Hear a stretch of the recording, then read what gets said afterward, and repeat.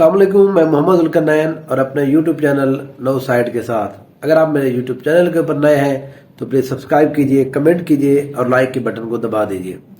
کل سے ایک بحث ہو رہی ہے پرسوں سے کہ آئی ایم ایف کو عمران خان صاحب نے یا تحریک انصاف کے چیئرمین نے جو نئے آنے والے ہیں علی ظفر نے یا گوہر علی خان نے ایک لیٹر لکھا ہے جس میں انہوں نے یہ مطالبہ کیا ہے آئی ایم ایف کے ساتھ کہ پاکستان کو جو $6 بلین کی جو قرض دینے جا رہے ہیں، مارچ سے وہ معاملات سٹارٹ ہوں گے، اپریل تک وہ ملنے کا امکان ہے، اس کو روکا جائے، کیونکہ اگر یہ جو گورنمنٹ بیٹھی ہوئی ہے یہ عوامی مینڈیٹ سے نہیں آئی، تو اس لیے اگر آپ ان کو قرض دے دیں گے تو یہ اپنے پرسنل استعمال میں لائیں گے، سیاست کے لیے استعمال کریں گے، پھر اس کے بعد یہ ہے کہ جو عوام ہے اس کے اوپر خرچ نہیں ہوں گے، لہذا عوام ان پیسوں کی ذمہ دار نہیں ہوگی۔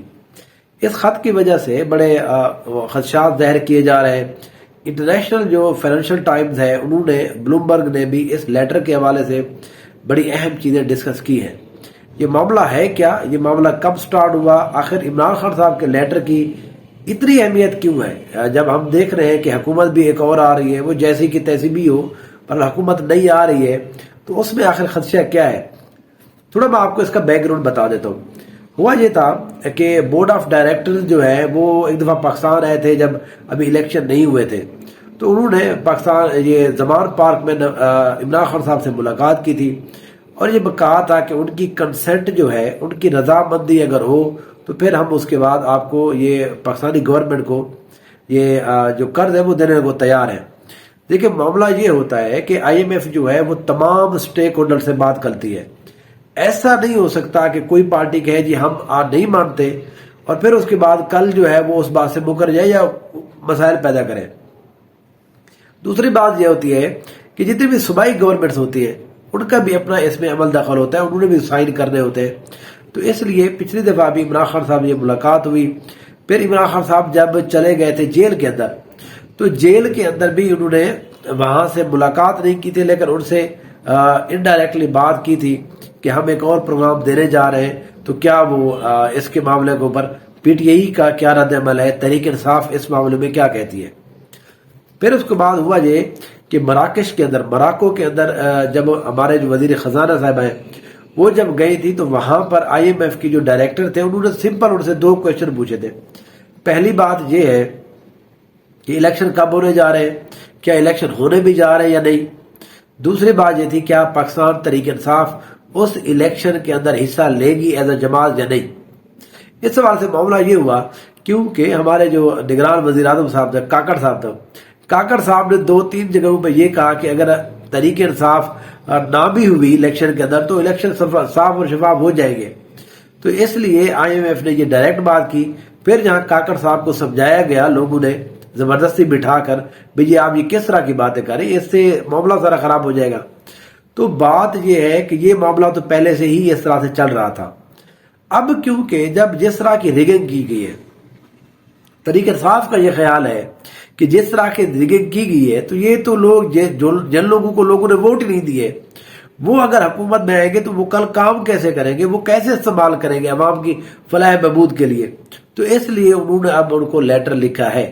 فائنینشیل ٹائمز اور بلومبرگ یہ اکانومی کے حوالے سے بڑے اہم نیوز پیپر ہیں، انہوں نے یہ کہا ہے کہ اس لیٹر کی وجہ سے اب پاکستان کو آئی ایم ایف کی جو ڈیل ملنے جا رہی ہے، جو آئی ایم ایف سے قرض ملنے جا رہا ہے، اس حوالے سے اب تھوڑی سی مشکلات پیدا ہوگی۔ اب پاکستانی اکانومی کے اندر اس کا اثر کیا ہوگا؟ دیکھیں ہم نے اس سال کے اینڈ میں تقریباً $12 بلین جو ہے وہ ہم نے پے کرنے ہیں، وہ ہم نے قرض ادا کرنا ہے۔ ہمارے پاس ڈالر ہے ہی نہیں کہ جب اگر ہمارے پاس آئی ایم ایف نہیں لیتا تو ہم تو پھر تقریباً ڈیفالٹ ہو جائیں گے۔ تو اس لیے پاکستانی گورنمنٹ کی یہ کوشش ہے کہ ہمیں وہ مل جائے۔ عمران خان صاحب اس کو اپنے ایک بارگیننگ چپ کے طور پر یوز کر رہے ہیں، پہلے بھی انہوں نے استعمال کیا ہے۔ اب وہ یہ کہہ رہے ہیں آئی ایم ایف سے کہ آپ ٹھیک ہے قرض دیں، ہمیں کوئی اعتراض نہیں، ہم نے پہلے بھی، حالانکہ اس وقت عمران خان صاحب نے آئی ایم ایف کی ڈیل کو ڈن کیا یا اس کے حوالے سے بات کی کہ ہمیں کوئی اعتراض نہیں ہے، پاکستان کا مسئلہ ہے، جب ان کو پتا تھا کہ ہر گھر کے اندر جو ہے وہ پولیس گھس رہی تھی، ہر بندے کو اٹھایا جا رہا تھا، تشدد کیا جا رہا تھا، بندوں کو قتل تک کیا جا رہا تھا، گم شدہ تھے، لاپتہ ہو جاتے تھے، ویگو ڈالوگ میں لوگ اٹھائے جا رہے تھے، لیکن اس وقت بھی عمران خان صاحب نے IMF ڈیل کو نہیں روکا تھا۔ اس کی وجہ صرف ایک تھی، کیونکہ عمران خان صاحب کو پتا تھا کہ الیکشن ایک دفعہ ہو جائے پھر اس کے بعد ہم ان سارے معاملات کو دیکھ لیں گے۔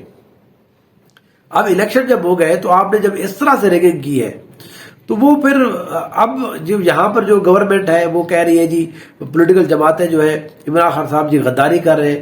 سر دیکھیں، غداری تو سب سے بڑی یہ ہے کہ آپ نے عوام کے مینڈیٹ کے اوپر ڈاکہ ڈالا ہے، مطلب اتنی واضح ثبوت، یہ ثبوت نہیں ہے، یہ سامنے ایک فلم چل رہی ہے، ہر کسی کو پتا ہے، کوئی ایک بندہ ایسا نہیں ہے جو آ کے یہ کہہ دے کہ نہیں جی اس ملک میں دھاندلی نہیں ہوئی، کوئی بندہ بھی نہیں ہے، ٹھیک ہے جی۔ اب یہ آپ کے خیال میں غداری نہیں ہے؟